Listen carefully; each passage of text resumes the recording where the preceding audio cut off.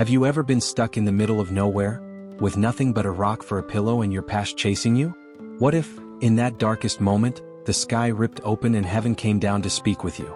That's exactly what happened to a man named Jacob, and what he saw changed everything. But what if Jacob's dream was more than just angels climbing a ladder?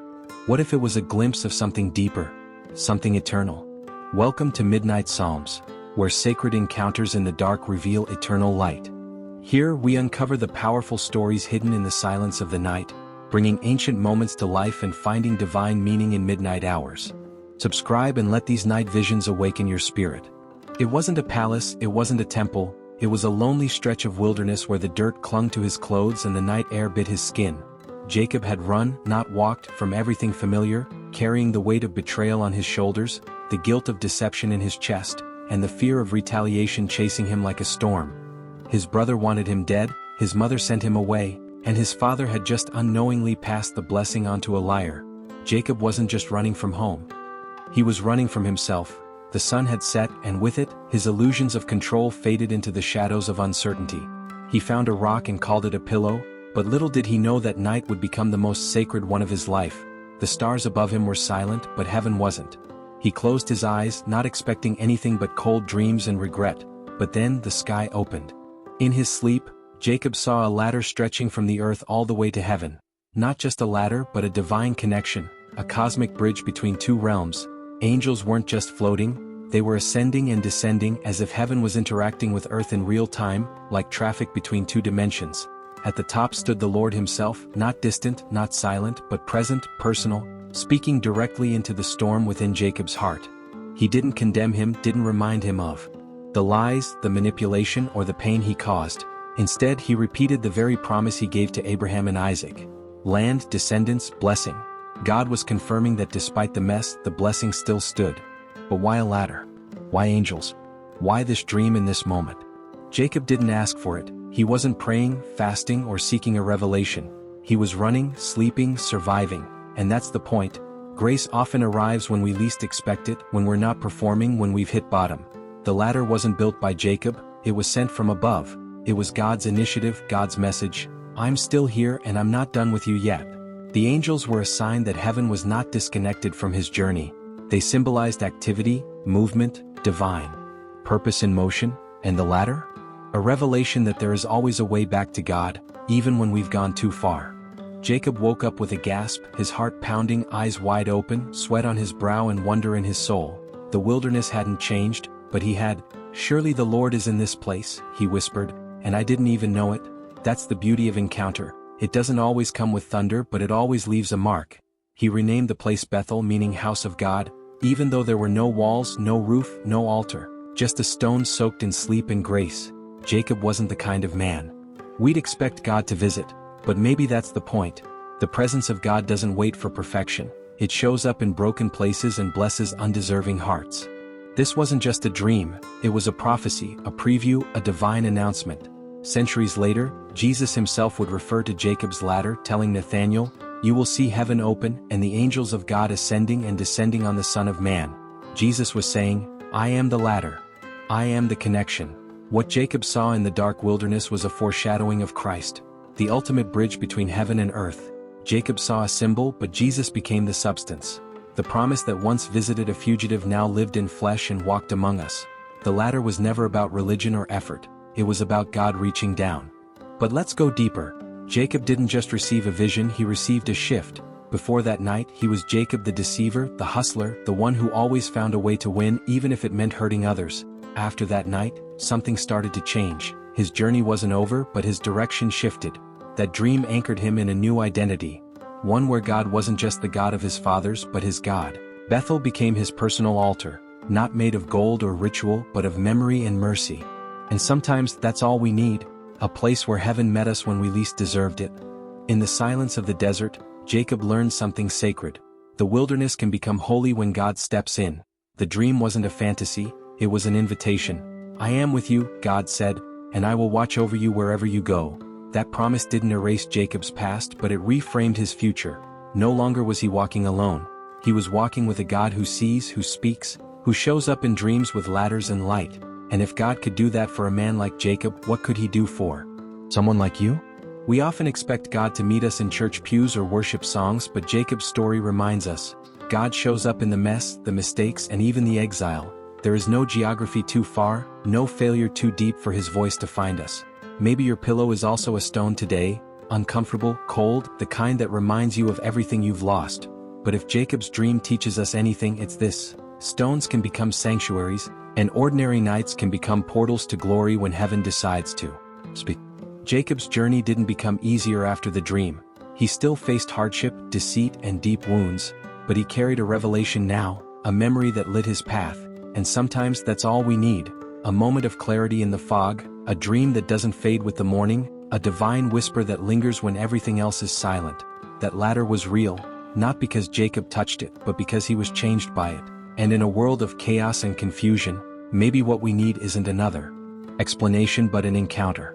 Before that dream, Jacob was running from something. After it, he was running towards someone, and that's the true transformation. Not that we escape our past, but that we start chasing purpose. The ladder was never just about access, it was about direction. Jacob wasn't climbing to heaven, but heaven was coming to him. That shift, from striving to receiving, from hustling to hearing, is what makes all the difference. And even now, in the middle of your wilderness, that same ladder still stands. As Jacob continued his journey, the dream stayed alive inside him, a quiet flame burning through the darkest nights and toughest days. The ladder wasn't just a one-time vision, it became a lifeline, a reminder that God's connection never breaks, even when life feels shattered. Every step forward was a step supported by the promise that angels move between heaven and earth, carrying God's plans and protection. Jacob began to understand that his struggles were part of a bigger story, one written by a God who sees beyond mistakes and crafts redemption from chaos.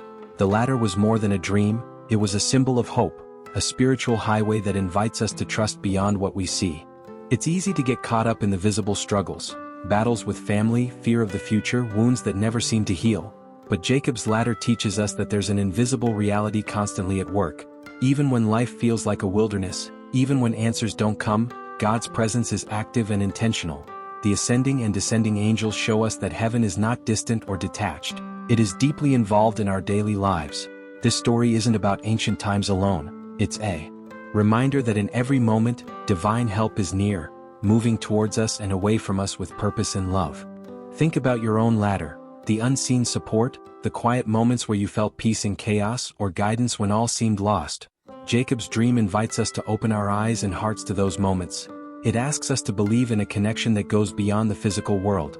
A connection where God doesn't just watch but actively participates, sending help and hope through spiritual messengers. This dream wasn't just a message for Jacob, it's a message for anyone willing to believe that the heavens can break through any night. Jacob's ladder also shows us that transformation begins in vulnerability. Jacob was exposed, alone, scared, far from home, and in that exposure, God revealed himself. Sometimes we hide from God, ashamed of our failures or afraid of rejection. But this story flips that idea. It says God meets us exactly where we are, even when we're vulnerable and broken. It's in those moments that the ladder appears. The connection is made, and our journey takes a new direction because we realize we are never truly alone. After waking from the dream, Jacob didn't just keep the vision to himself. He built an altar, a physical reminder of a spiritual encounter.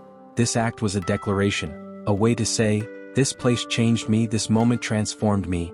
In our own lives, we may not build altars of stone, but we create marks of change, stories, habits, or faith practices that remind us of how God moved. Jacob's ladder isn't just about the dream, it's about the response.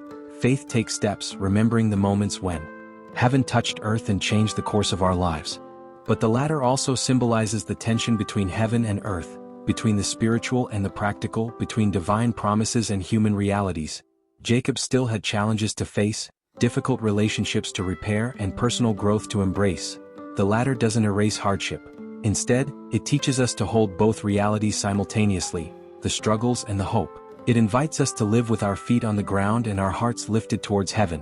Jacob's journey encourages us to trust the invisible support while navigating the visible trials.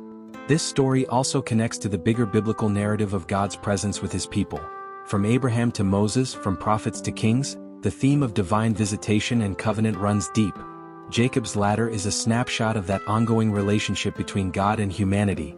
It reminds us that the God of the Bible is not a distant deity but a personal, relational God who reveals himself in dreams, visions, and encounters. This connection is alive today and invites us into the story, not just as observers but as participants in God's unfolding plan.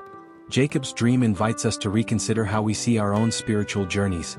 It challenges the idea that faith is a ladder we climb by our own strength. Instead, it presents faith as a ladder God builds and extends to us, a bridge we can trust. The angels on the ladder show that divine help is continuous, dynamic, and relational. This dream tells us that no matter where we are, whether stuck, lost, or running, we have access to God's presence and promises. It invites us to pause, look up, and recognize the ladder God is holding for us. And finally, Jacob's ladder reminds us of transformation, not just in the future but starting now. It's a call to awaken to God's presence in our everyday lives. The ladder is an invitation to step into faith, to trust that God's plans are unfolding even when we can't see the whole picture. Like Jacob, we may wake up surprised, humbled, and renewed, and just like him, we can carry the memory of that divine encounter with us as a source of strength, hope, and courage for the journey ahead. So next time you feel lost, overwhelmed, or disconnected, remember Jacob's ladder, the bridge between heaven and earth, the promise of God's presence, and the hope that no matter where you are never beyond reach. Heaven is closer than you think, and angels are still ascending and descending, moving on behalf of a God who loves you deeply. This is not just a story of the past, it's an invitation for your present, a dream waiting for you to wake up and see it. If this story stirred something in your heart, don't forget to subscribe to Midnight Psalms, where night becomes sacred and every story carries a light. Thank you for watching, and may your darkest hours reveal your brightest revelations.